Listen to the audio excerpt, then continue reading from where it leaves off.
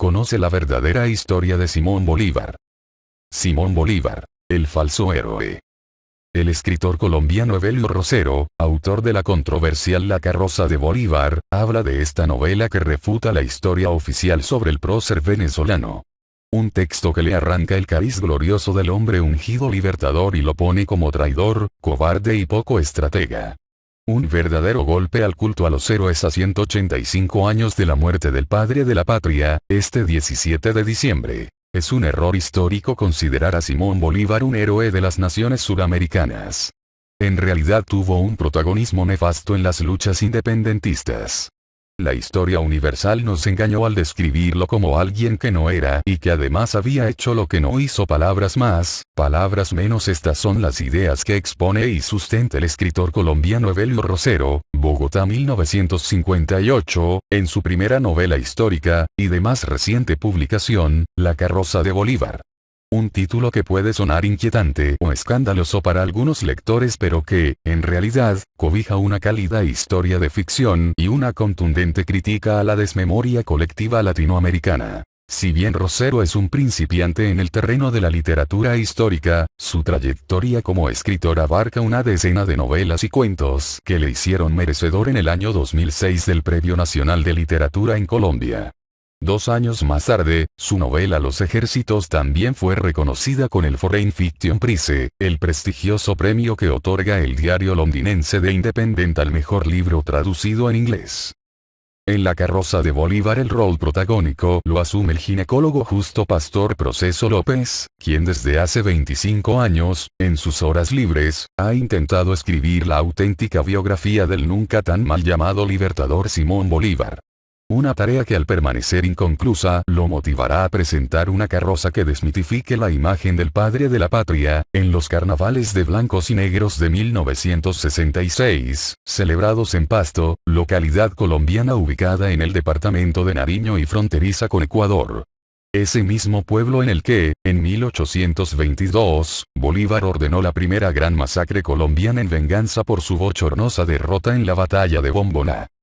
O por lo menos así lo afirma el historiador José Rafael Sañudo -1872,1943, cuyas investigaciones publicadas en su libro Estudios sobre la vida de Bolívar en 1925 aportan los datos históricos fundamentales que le permiten al escritor colombiano argumentar, en las casi 400 páginas, por qué califica a Bolívar de traidor, cobarde, forjador de victorias que no eran suyas, además de asesino. Rosero detiene su mirada en varios episodios independentistas como la batalla de Junín, en la que cuenta que Bolívar huyó del campo cuando creyó perdida su caballería. Menciona la traición a Miranda porque quería lograr el salvoconducto y el beneplácito de las autoridades españolas, y el fusilamiento a Pierre del, quien se hizo creer que quería instaurar la pardocracia porque estorbaba sus planes de coronarse monarca de los Andes. El autor bogotano va más allá y lo responsabiliza de haber dejado el peor legado a la cultura política latinoamericana. Líderes que se valen de las necesidades de los pueblos para procurar su permanencia en el poder. De Bolívar provienen las pequeñas y grandes dictaduras, y todas esas adversas y corruptas administraciones que los más cínicos han llamado países en vías de desarrollo, sentencia Rosero en su novela.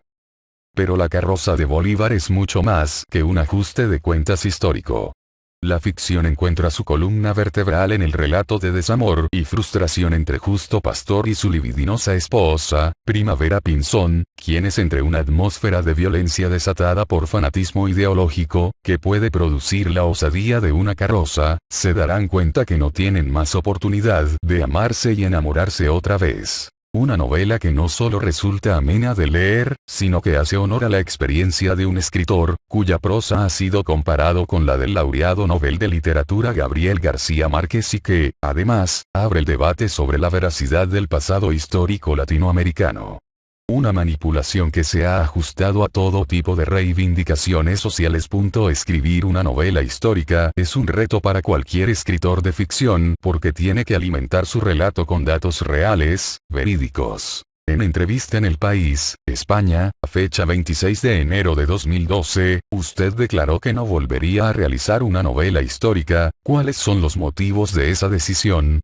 La novela histórica implica una responsabilidad de información, por lo menos así lo entendí yo.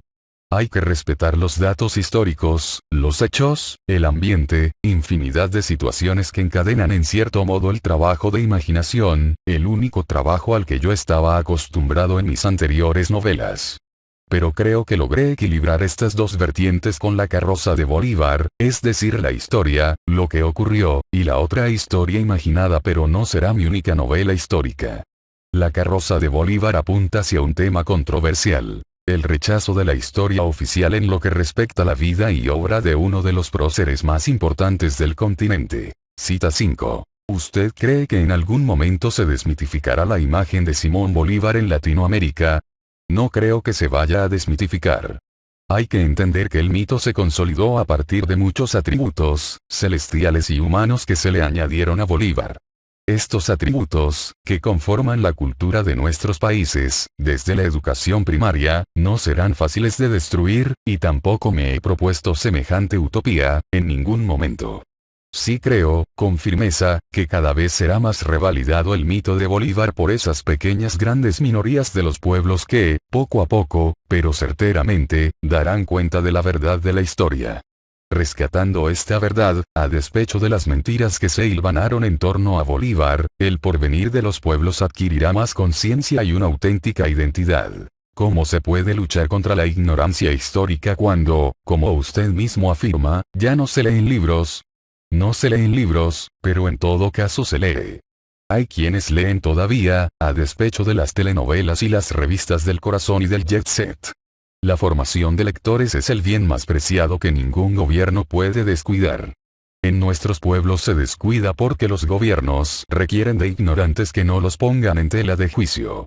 Solo pan y circo, y muchas veces ni siquiera pan. La lectura es fuente de humanismo, de criterio y reflexión. Nuestros gobiernos son mezquinos y no lo entienden así. Se invierte más el erario en la guerra que en la educación, que en la formación de buenos maestros. Cita 4. ¿Qué opinión le merece esto? Los pueblos necesitan de héroes. Los pueblos necesitan de héroes, es verdad. Que los héroes, entonces, sean de verdad. Los hay, los tenemos en nuestra historia, y muchos, con todo mérito. Miranda, Mariño, Sucre, Agualongo, etc. Pero que el héroe sea un invento forjado con base en maquinaciones y adulaciones de la historia es una muy triste y grave paradoja.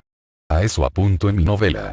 A pesar de afirmar que Bolívar pasó a ser símbolo de todo tipo de causas, Rosero prefiere hablar sobre la realidad que le es más cercana, la colombiana. Bolívar, el Bolívar real, no el idealizado, sí sería el perfecto estandarte para la guerrilla y los paramilitares y el gobierno. Yo no sé cómo en los actuales diálogos de paz cada uno de estos ejércitos se atribuye la representación del pueblo colombiano. Ninguno de ellos lo ha representado en justicia, jamás. Si la guerra entre gobierno y guerrilla lleva poco más de 50 años, los colombianos vamos a necesitar de otros 50 años para creer que la paz será verdad. ¿Qué le responde a la calificación de revisionismo amarillo que le han dado a su obra, específicamente por incluir aspectos de la vida privada de Simón Bolívar que no son moralmente aceptados, como su gusto por las púberes, por ejemplo? En mi novela yo no me refiero únicamente a aspectos de la vida privada de Bolívar. También a sus actuaciones políticas, económicas y sociales. Solo pensó en él. Jamás en la educación y la industria, en la democracia como un bien ineludible de los pueblos. Me refiero a su pésima actuación militar, pues no era para nada un estratega y en todo momento otros generales lo debieron corregir. La victoria militar no fue causa de Bolívar, sino de otros verdaderamente grandes estrategas como Páez y Piar, como Sucre y Córdoba. Eso no es ficción. Lo que sucede es que a mi novela la controvierten individuos que solo tienen en la mente al Bolívar ideal, al inventado, no al real. Esa es mi decepción como autor. Cita 3. Es inevitable preguntarle, ¿hay algo rescatable en el Bolívar hombre y político? Hay mucho. Su gran energía, su continuo ideal, y era solo ideal, de la unidad de los pueblos latinoamericanos ante América del Norte. Pero esto también lo compartieron otros grandes de la independencia, no solo militares sino sabios y estudiosos, Caldas, Mutis, que no fueron indiferentes a la lucha. A ellos sobre todo hay que rescatar para orgullo de las nuevas generaciones de latinoamericanos, empezando desde la educación en las escuelas y siguiendo en las universidades. Nuestra memoria necesita de verdad. Bien amigos y amigas, esta fue una investigación del Dr. Mentes X. Suscríbete a mi canal, y dale manito arriba. Hasta pronto.